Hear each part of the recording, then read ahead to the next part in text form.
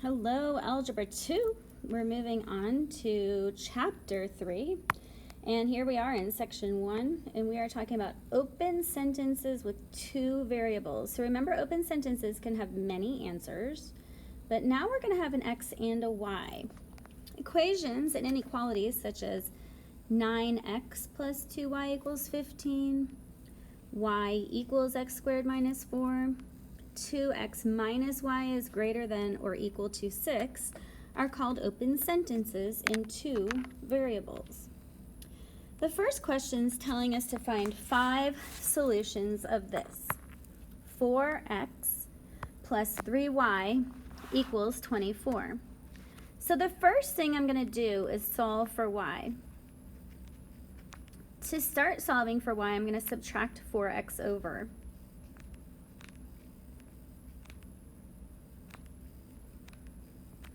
And then I'm going to go ahead and divide by 3.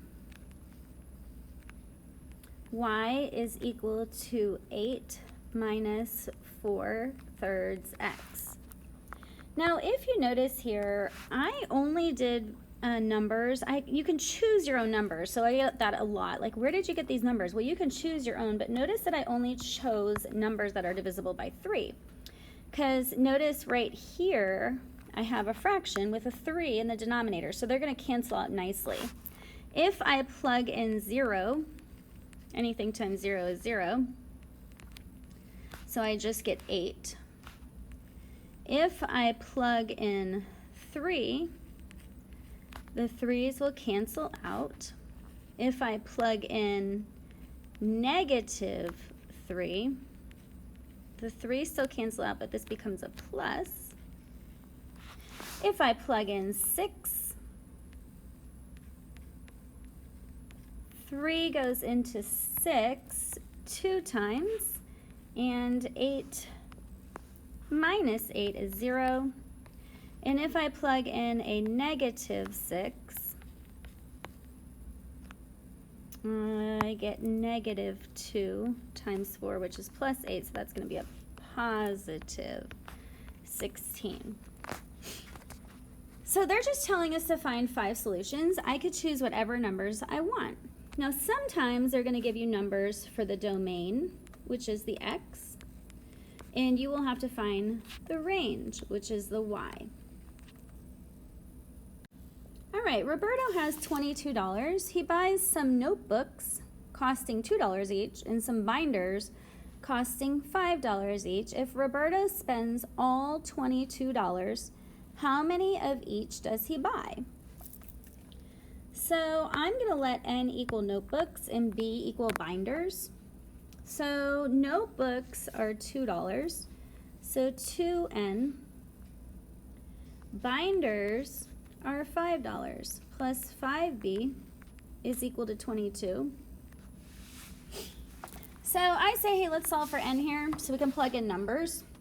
Subtract 5b over. And when I divide everything through by 2, n is equal to 11 minus 5/2 binders. Oops. Oh, n is equal to 11 minus 5/2 binders. So for my binders, everything has to work out perfectly because you can't purchase half of a binder. You have to purchase the whole thing. So I can plug in 0 for this. 11 minus 5/2 times 0.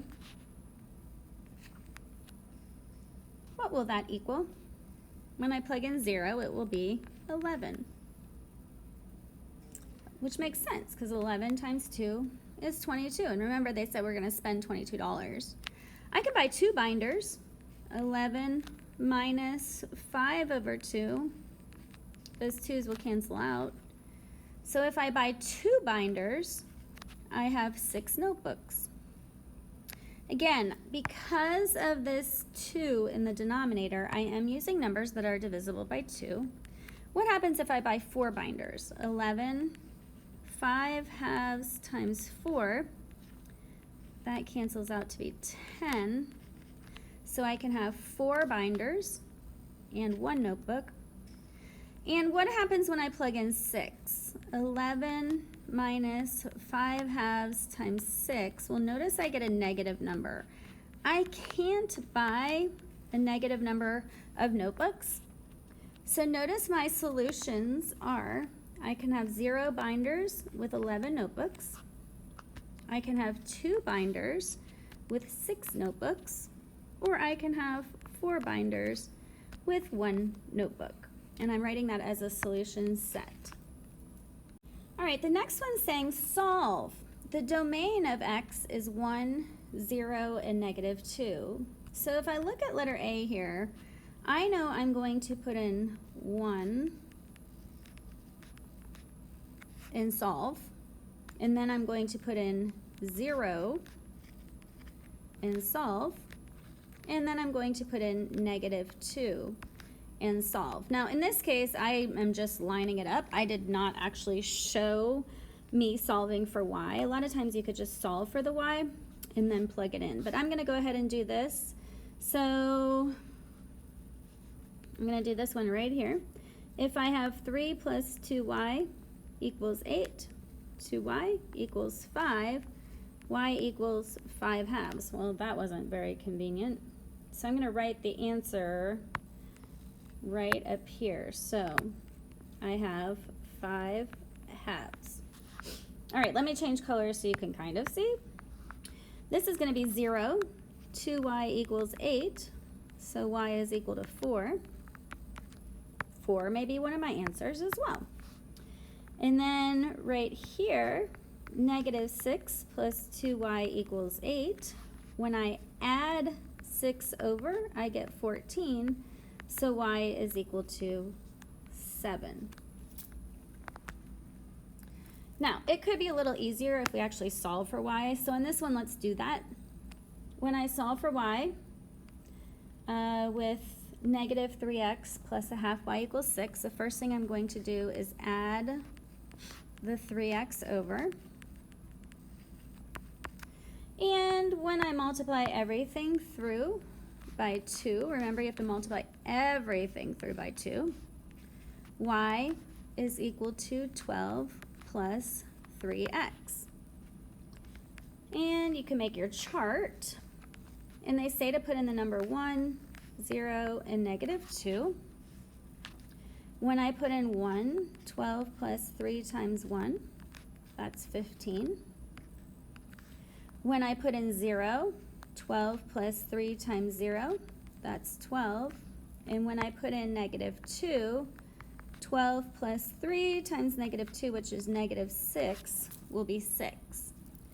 So this is your domain that was given. Your range would be 15, 12, and 6.